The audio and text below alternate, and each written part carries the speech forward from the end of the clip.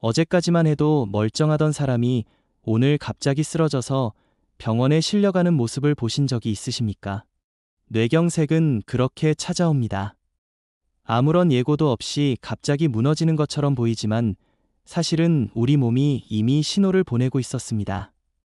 특히 다리에 나타나는 증상들을 놓치면 돌이킬 수 없는 상황을 맞이할 수 있습니다. 지금 이 순간에도 여러분의 다리가 보내는 경고를 무시하고 계실 수 있습니다.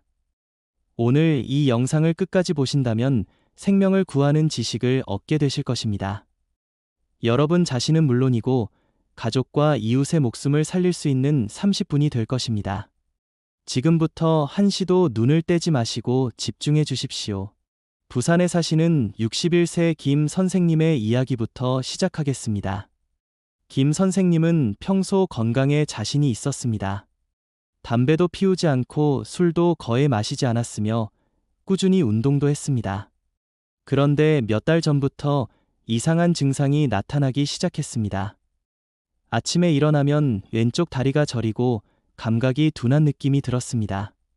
처음에는 잠을 잘못 자서 그런가 보다 하고 넘겼습니다. 조금 시간이 지나면 괜찮아졌기 때문입니다. 하지만 이런 증상이 점점 자주 나타났습니다. 며칠에 한 번씩 왼쪽 다리에 힘이 빠지는 느낌이 들었고 걸을 때 발을 끌듯이 걷게 되었습니다. 계단을 오르다가 갑자기 다리에 힘이 풀려서 넘어질 뻔한 적도 있었습니다. 그래도 김 선생님은 대수롭지 않게 여겼습니다. 나이 들면 원래 이런 거라고 생각했습니다. 그러던 어느 날 아침 화장실에 가려고 일어서는 순간 왼쪽 다리가 완전히 마비되면서 쓰러졌습니다. 급히 병원에 실려갔고 뇌경색 진단을 받았습니다.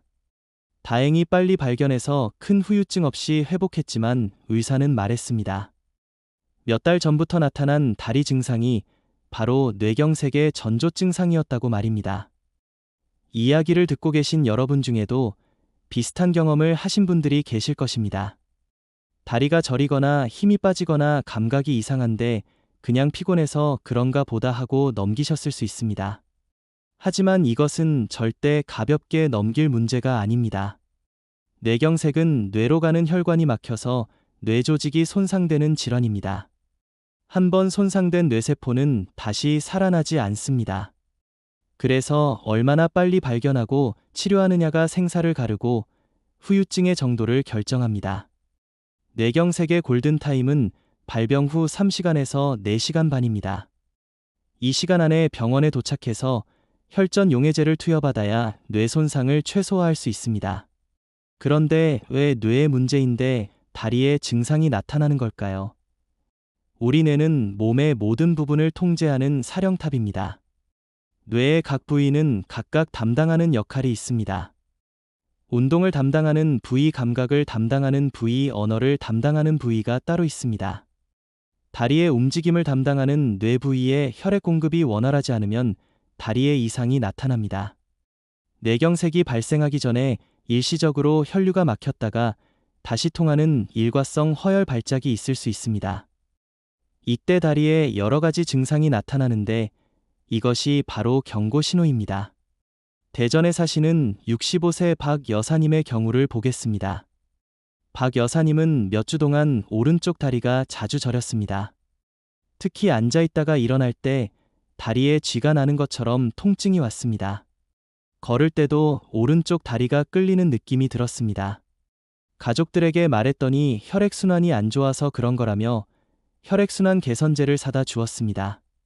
박 여사님은 그 약을 먹으면서 괜찮아지겠거니 했습니다. 하지만 증상은 나아지지 않았고 오히려 악화되었습니다. 어느 날 저녁 식사 준비를 하다가 갑자기 오른쪽 다리에 힘이 풀리면서 주저앉았습니다.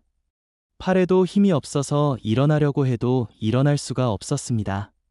말도 어눌해지고 머리가 심하게 아팠습니다. 가족들이 급히 응급실로 데려갔고 뇌경색 진단을 받았습니다. 혈전 용해제 치료를 받았지만 이미 뇌 손상이 진행된 상태였습니다. 지금도 오른쪽 다리에 마비가 남아있어서 지팡이 없이는 걷기 어렵습니다. 이런 비극을 막으려면 다리에 나타나는 전조 증상을 정확히 알아야 합니다. 첫 번째 증상은 한쪽 다리의 감각 이상입니다. 왼쪽이든 오른쪽이든 한쪽 다리만 저리거나 감각이 둔해지는 것입니다.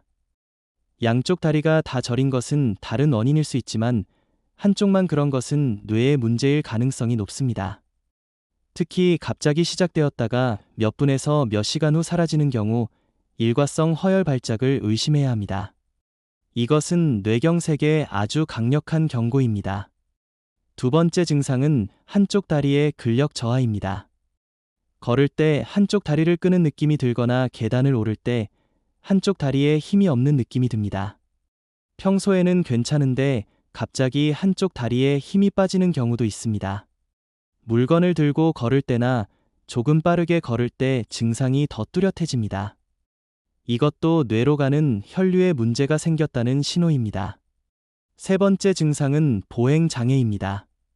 걸을 때 균형을 잡기 어렵거나 한쪽으로 치우치는 느낌이 듭니다. 똑바로 걸으려고 해도 자꾸 한쪽으로 쏠립니다. 어지럽거나 비틀거리는 증상도 함께 나타날 수 있습니다. 특별히 넘어질 만한 장애물이 없는데도 자주 넘어지거나 넘어질 뻔합니다. 이것은 뇌의 균형 감각을 담당하는 부위에 문제가 생겼다는 뜻입니다. 광주에 사시는 68세 최 할아버지는 며칠 동안 어지럼증을 느꼈습니다. 걸을 때 중심을 잡기 어려웠고 벽을 짚고 다녀야 했습니다. 왼쪽 다리에도 힘이 없어서 자꾸 왼쪽으로 쏠렸습니다. 가족들은 이석증이 아니냐고 했습니다. 이비인후과에 가서 검사를 받았지만 이석증은 아니었습니다. 의사는 신경과 진료를 권했습니다. 신경과에서 MRI 검사를 받았더니 뇌혈관에 좁아진 부분이 발견되었습니다. 아직 뇌경색은 발생하지 않았지만 곧 발생할 위험이 높다는 진단을 받았습니다. 최 할아버지는 즉시 약물 치료를 시작했고 생활 습관을 개선했습니다. 덕분에 뇌경색을 예방할 수 있었습니다. 네 번째 증상은 다리의 온도 변화입니다. 한쪽 다리만 유독 차갑게 느껴지거나 반대로 뜨겁게 느껴질 수 있습니다. 손으로 만져봤을 때 온도 차이가 느껴진다면 혈액순환에 문제가 있다는 신호입니다. 뇌로 가는 혈관뿐만 아니라 다리로 가는 혈관에도 문제가 있을 수 있습니다.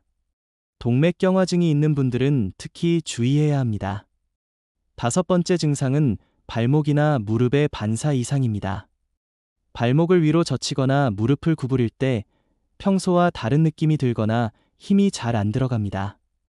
의사가 망치로 무릎을 톡톡 쳤을 때 나타나는 반사가 약하거나 없습니다. 이것은 신경 전달에 문제가 있다는 뜻이고 뇌나 척수에 이상이 있을 가능성을 시사합니다. 여기서 중요한 것은 이런 증상들이 다른 질환에서도 나타날 수 있다는 점입니다.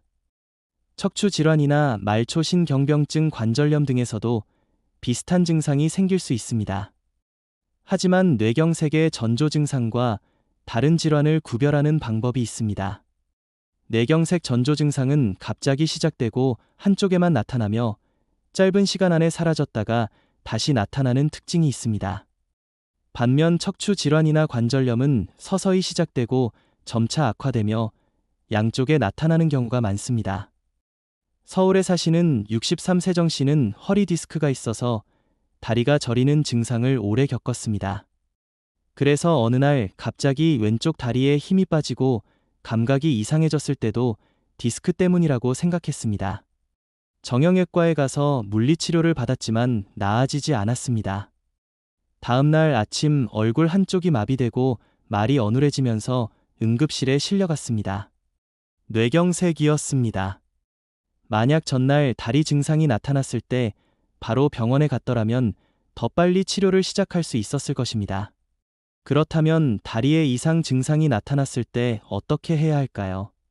가장 중요한 것은 즉시 병원에 가는 것입니다. 특히 다음과 같은 경우라면 응급실로 가야 합니다. 갑자기 한쪽 다리에 힘이 완전히 빠져서 걸을 수 없는 경우, 한쪽 다리의 감각이 완전히 사라진 경우, 심한 어지럼증과 함께 다리에 이상이 생긴 경우, 말이 어눌해지거나 얼굴이 한쪽으로 돌아간 경우, 심한 두통과 함께 다리 증상이 나타난 경우입니다. 이런 증상들은 이미 뇌경색이 진행 중일 가능성이 높습니다. 증상이 경미하고